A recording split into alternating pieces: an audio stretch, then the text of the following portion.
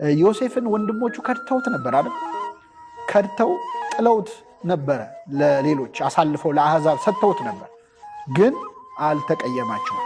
ክርስቶስስ በመከራው ቀን ጥለውት አልሄዱ? አላውቀውም ብሎ ጴጥሮስ 3 ያልካደውም ይሁዳ ገንዘብ አውጥቶ አልሸጠው፣ ተቀብሎ አልሸጠው፣ እግሬ አውጪኝ ብሎ ነው የጠፉት። አንድ እኮ በመከራው ቀን አጠገቡ የተገኘው ዮሐንስ ብቻ ነበር፣ ማንም አጠገቡ አልነበር።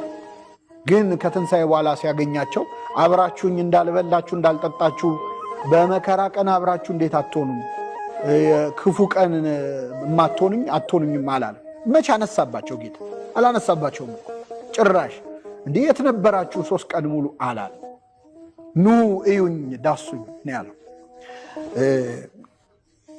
እጃቸውን ወደ ቁስሉ አስገቡ፣ ደስም አላቸው ነው።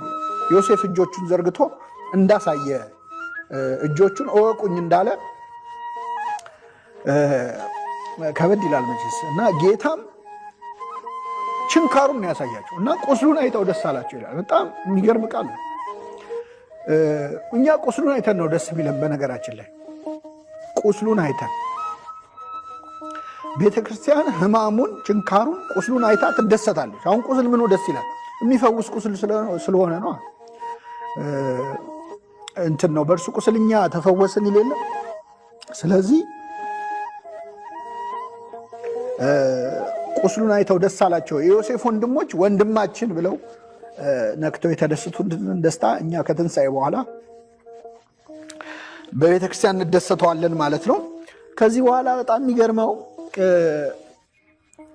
እንትን አሉ፣ ፈሩ። በኋላ ቢበቀለንስ ጠብቆ ብለው ደግሞ ፈሩ ይላል። ከዛ ሲነግሩት አዘነ። እንዴት ይቅር አይለንም ብላችሁ ታስባላችሁ አለ። ይህ ማለት እኛ አንዳንዴ እግዚአብሔር ይቅር አይለንም ብለን እናስባለን በነገራችን ላይ። እና አለቀሰ ዮሴፍ። ክርስቶስ ያለቅሳል በነገራችን ላይ። ይቅር አይለንም ብለን ከማሰባችን በላይ የሚያሳዝነው ነገር የለም። እግዚአብሔር አንዳንዴ እኮ ንስሐ ገብተንም